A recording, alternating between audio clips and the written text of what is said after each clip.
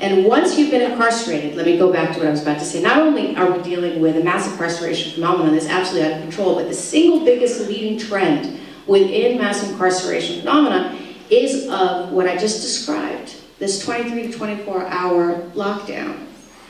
And I'm talking on the order of tens of thousands of people. I'm talking people not just doing days or weeks or months, years, decades, lifetimes.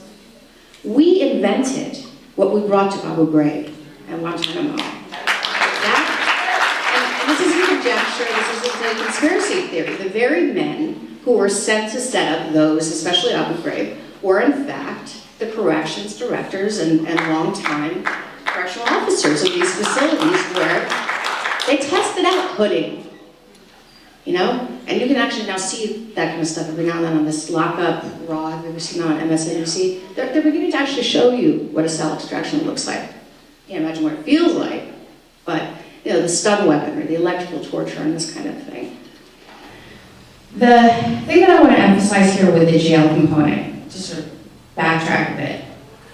We have a horrible prison system, state, federal, you know, it's a nightmare. We have some prisons that are somewhat exemplary, and Purdy is actually one of them in that they do actually have a unique set of programs for women that you really don't find in most of the country. So, for instance, they have a Braille program where women actually are preparing notebooks for blind people and who are taking care of dogs. This remarkable dog program where they prepare the dogs for being partners to deaf and blind people and so on.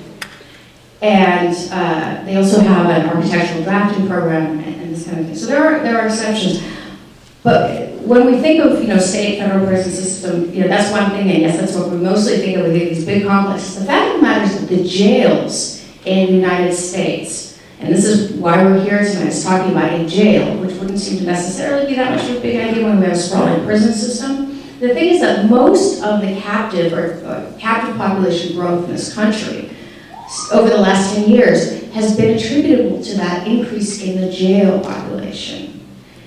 And people don't realize how much, you know, people picture you doing like a night or maybe a week or something like that in jail, but in some jails, including here, you can sit in there for a year or two waiting for your trial.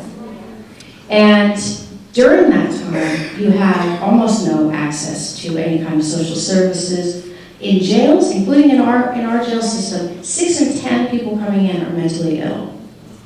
1 in 3 women will have been homeless right before her arrest, right? Roughly half, maybe more depending on the city, come in addicted to some kind of substance. And detoxing is, you know, there's your cell, there's your little slab of concrete, have fun.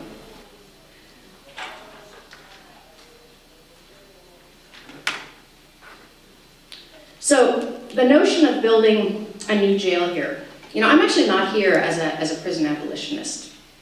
The person sitting next to me, it sounds like you might go in that direction, and I certainly respect that position. I've heard that many times before, and I've studied these kinds of issues all around the world and visited various institutions, all modes of sort of alternatives to incarceration. I am not a prison abolitionist per se, because I do believe that there's actually a place for some people to be kept away from society for a certain period of time if they are very dangerous to themselves or especially to other people. So I do not want Gary Ridgway sitting in this audience right now. I don't have a problem saying that. That doesn't mean that Gary Ridgway should be subject to unconstitutional treatment or that his human rights should be violated, but I do believe that there's a place. But when we talk about building a new jail, and Seattle talks about it, Gregoire said it, Nichols has said it, you know, what we're doing is we're providing not just this necessary thing, a great new clean, safe facility, and granted, I mean, the downtown jail is a mess. I mean, people talk about, I mean, they have no idea, MRSA, bed bugs, lice everywhere, I mean, just absolutely out of control. You can sit there, as I say, for years. What we're doing is basically guaranteeing that we are going to, when we build a jail and we envision that as our future, we are guaranteeing that we are going to fill that. Because at this point, the number of people in jails, or the percentage of people in jails, they're basically operating at maximum capacity. So the moment a jail is built, it will be filled. And that's more true for jails than for prisons. There are actually prisons standing empty in this country. That is not true for jails at all. So the question is really, what is our vision of our future, in the city? And when I started this by talking about the ways in which Washington and Seattle used to really distinguish themselves with these programs and these innovative ideas, and I was actually pretty proud when I moved here. Here's a place that's doing something different. The fact of the matter is that we're not just mimicking some of the most conservative states, we are leading the pack in some of the most conservative legislation imaginable. We were the first state to pass 3 strikes. The rest of the country followed suit. We love locking up people in solitary. We're building entire prisons around the notion of solitary or BMU or close custody. Other states are following suit. While conservative states like Alabama and Kansas and Ohio, traditionally considered conservative, even New Jersey and so on, are actually coming up with, creating commissions and coming up with alternatives to incarceration. Diversion programs, even doing things like giving an incentive. This is one of my favorite. If you get your GED, or if you take some counseling classes, you get good time, you get out early. In other words, there are incentives for you to actually go back out into the community a healthier person.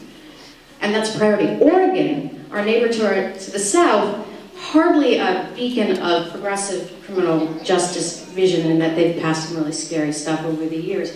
They've allocated, this was okayed by the Oregon State Legislature just last year, $4 million for the various counties, especially the rural counties, where mental illness is a real undiagnosed and untreated issue, $4 million to basically take people out of correctional facilities, especially jails, and put them into what are being created as basically sort of community clinics that we used to have, community mental health clinics. So inpatient, but especially outpatient.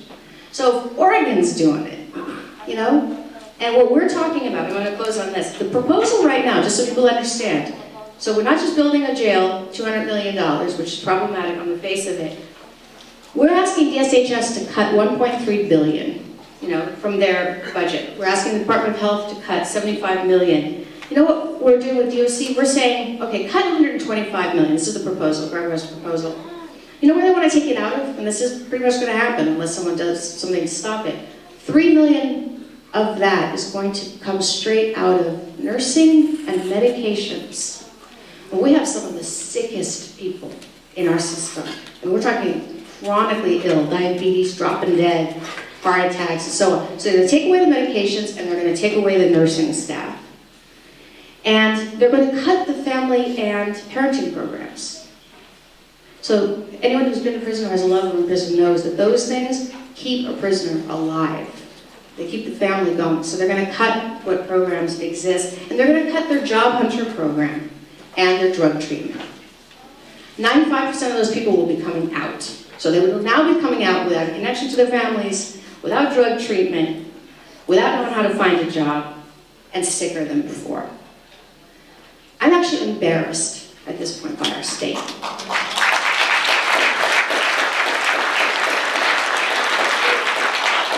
And I think I've been around long enough and writing about this stuff long enough that I can say that. And repercussions, I really don't care. I'm embarrassed. I want something done.